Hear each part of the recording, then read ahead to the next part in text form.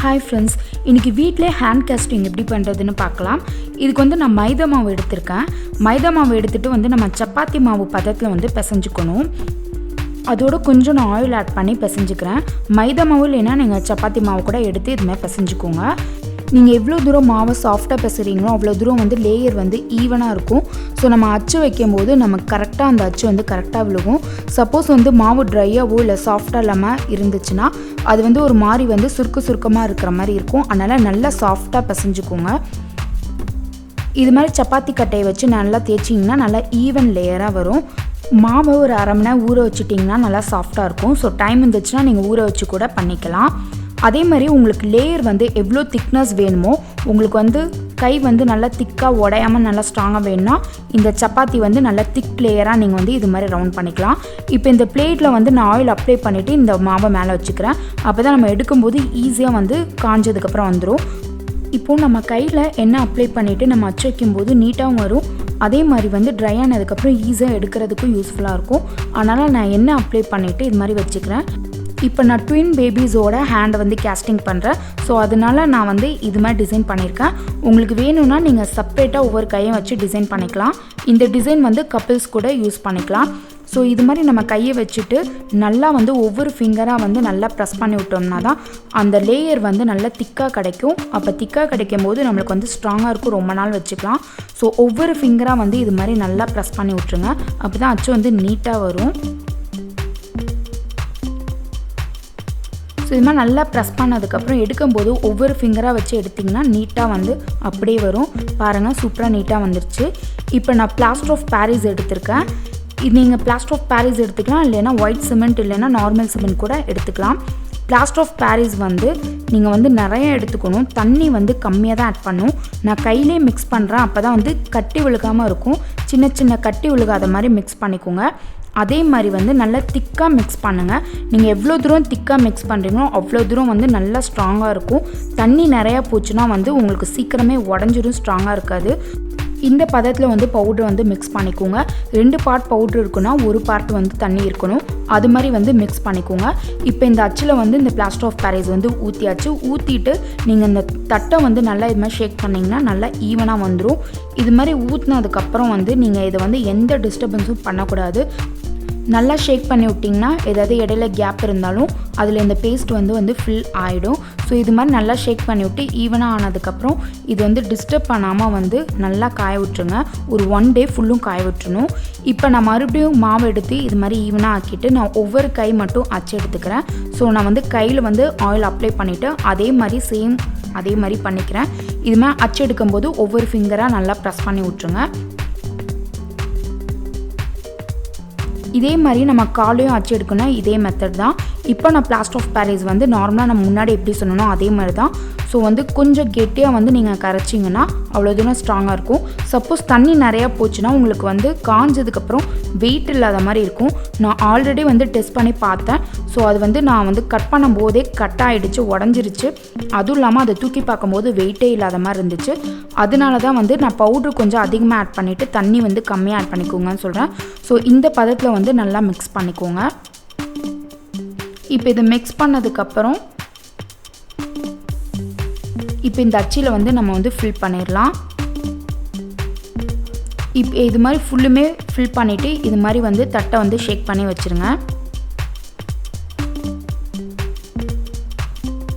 Plaster of பாரிஸே இது மாதிரி ரவுண்டாக ஃபுல்லுமே வந்து ஃபில் பண்ணிடுங்க.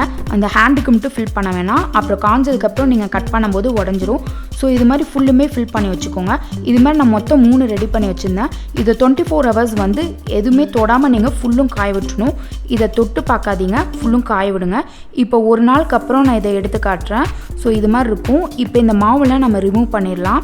ஆயில் அப்ளை பண்ணனால ஈஸியாக வந்து ஒட்டாது, நீட்டாக வந்துடும். இப்போ இதை வந்து நம்ம கொஞ்சம் கொஞ்சமாக கட் பண்ணணும். இப்போ இதுதான் வந்து முக்கியமான இது. இதை கட் பண்ணும்போது நீங்கள் வந்து கவனமாக கட் பண்ணணும். நீங்கள் குயிக்காக பண்ணிங்கன்னா அந்த ஃபிங்கர்ஸ் கூட உடையறக்கு சான்ஸ் இருக்குது. அதனால் கொஞ்சம் கொஞ்சமாக நீங்கள் கட் பண்ணுங்கள். கத்தி யூஸ் பண்ணி கூட நீங்கள் கட் பண்ணலாம். நம்ம தண்ணி கம்மியாக மிக்ஸ் பண்ணி பவுட்ரு நிறைய ஆட் பண்ணனால நல்லா திக்காக வெயிட்டாக இருக்கும். ஸோ நம்ம இது மாதிரி கட் பண்ணும்போது கூட உடையிறதுக்கு சான்ஸ் வந்து கம்மி தான். ஸோ அதனால தான் நான் திக்காக மிக்ஸ் பண்ண சொன்னேன். இப்போ இது மாதிரி கத்தி வச்சு கொஞ்சம் கொஞ்சமாக நீங்கள் வந்து சீவிட்டே வரணும். கட் பண்ணாதீங்க, லைட்டாக அப்படியே சீவின மாதிரி சீவிட்டே வாங்க. கொஞ்சம் டைம் எடுக்கும், பார்த்து நீங்கள் கட் பண்ணணும். சப்போஸ் வந்து ஃபிங்கர் கட் ஆகிறதுக்கும் சான்ஸ் இருக்குது. ஸோ எனக்கு ஆல்ரெடி நான் டெஸ்ட் பண்ணி பார்த்ததில் ஒன்றில் அப்படி தான் கட் ஆகிடுச்சு. ஸோ வந்து நீங்கள் ஃபிங்கருக்கு இடையில அந்த கேப் வந்து கட் பண்ணும்போது இது மாதிரி லைட்டாக லைன் போட்ட மாதிரி லைன் போட்டு அதுக்கப்புறம் கட் பண்ணுங்கள், அப்போ தான் உடையாமல் இருக்கும். ஸோ இது மாதிரி லைன் போட்ட மாதிரி லைன் போட்டுட்டு அதுக்கப்புறம் வந்து நீங்கள் கட் பண்ணுங்கள். இதே மாதிரி ஃபிங்கருக்கு கேப்லலாம் கட் பண்ணாமல் இப்படியே ரவுண்டாக விடுறதா என்ன கேட்டால் நீட்டாக இருக்கும். ஸோ அப்போ தான் வந்து அந்த விரல்லாம் சின்ன சின்னதாக நம்மளுக்கு வந்து அழகாக தெரியும். ஸோ இங்கே வந்து ரொம்ப கேப் இருக்கனால மட்டும் நான் இங்கே மட்டும் கட் பண்ணிக்கிறேன். ஸோ மற்ற ஃபிங்கர்ஸில் கேப்லலாம் நான் கட் பண்ணல. ஸோ இதுதான் நான் டெஸ்ட் பண்ணி பார்த்தது. அந்த தண்ணி வந்து அதிகமாக ஆட் பண்ணது, ஸோ வெயிட் கம்மியாக இருக்குது. அது இல்லாமல் கட் பண்ணும்போது இந்த ஃபிங்கர் கட் ஆகிடுச்சு. அதுவும் இல்லாமல் இந்த கேப்லாம் கட் பண்ணனால அந்த ஃபிங்கர்ஸ்லாம் வந்து பெருசாக இருக்குது. ஸோ இதோட கம்பேர் பண்ணி பார்க்கும்போது இந்த ஃபிங்கர்ஸ்லாம் வந்து பெருசாக இருக்க மாதிரி இருந்துச்சு. இது வந்து அந்த ஃபிங்கர் எப்படி இருந்துச்சோ அதே மாதிரியே இருக்க மாதிரி தெரிஞ்சு. ஸோ நீங்கள் வந்து அந்த ஃபிங்கருக்கு இடையில இருக்க கேப்ஸ்லாம் வந்து கட் பண்ணாமல் இருக்கிறது ஓகே தான். ஸோ அது வந்து உங்கள் இஷ்டம் தான். ஸோ நான் இதே மாதிரி விட்டுட்டு இந்த சைடில் மட்டும் நான் வந்து லைட்டாக வந்து ஈவன் பண்ணிக்கிறேன். நெக்ஸ்ட்டு 2 கையும் வச்சு பண்ணதை வந்து நம்ம ரிமூவ் பண்ணி பார்க்கலாம். ஸோ இந்த மாவெல்லாம் வந்து ரிமூவ் பண்ணிடலாம்.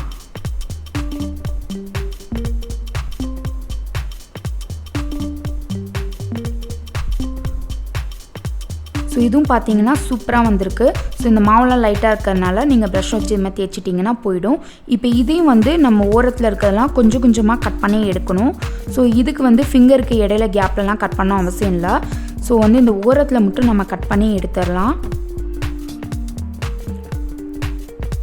இது நல்லா திக்காகவே இருக்குது. இது மாதிரி வந்து கத்தி யூஸ் பண்ணி கொஞ்சம் கொஞ்சமாக நீங்கள் வந்து கட் பண்ணிக்கோங்க. ஸோ இந்த டிசைன் வந்து கப்பிள்ஸ் கூட நம்ம பண்ணலாம்.